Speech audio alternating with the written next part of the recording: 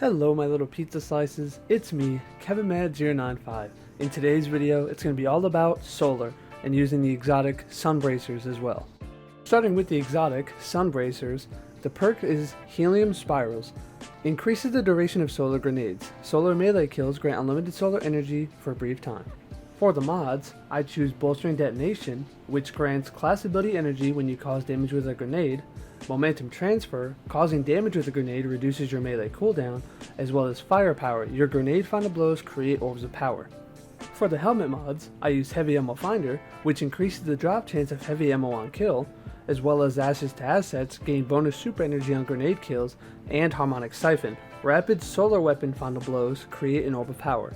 For the chest piece mods, I use Charged Up, increases the maximum number of stacks of armor charge you can carry by 1.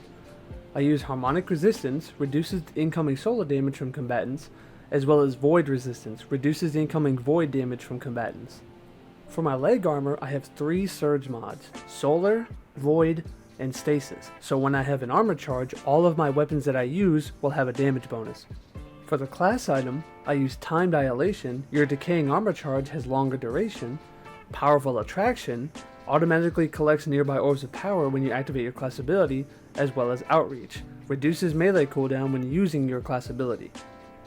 My main weapon for the build is Sunshot, which has the perk Sunburn.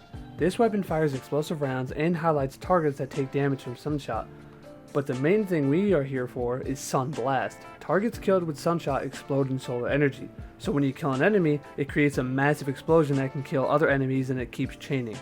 For the kinetic slot, I use a Riptide with Chill Clip just because it can stun overload champions as well as Unstoppable, and Chill Clip is just very good for dealing with majors.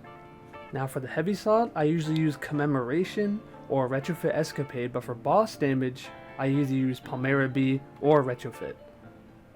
For the super, I'm using Well of Radiance.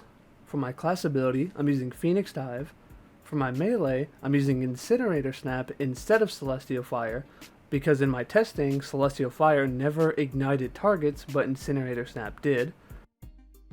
I'm also using Solar Grenade because we need to for Sunbracers, so we can actually have this build. For my aspects, I'm using Heat Rises so I can fire my weapons, melee, and throw grenades while I'm gliding. Also, when you consume the grenade, you gain the Heat Rises perk and release a burst of healing energy that can heal nearby allies. Also, final blows while airborne increase the duration of Heat Rises and grants melee energy. For the second aspect, I'm using Touch of Flame so that our solar grenade has increased functionality.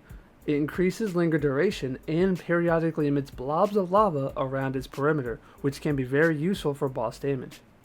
Now for the fragments, I'm using Ember of Searing. Defeating scorched targets grants melee energy and creates a fire sprite. Ember of Torches, powered melee attacks against combatants make you and nearby allies radiant. I'm also using Ember of Empyrean. Solar weapon or ability final blows extend the duration of restoration and radiant effects applied to you. And for the final fragment, I'm using Ember of Resolve. Solar grenade final blows cure you, just so I can get that extra healing. So that's it for the build. Now here's some gameplay of it in action.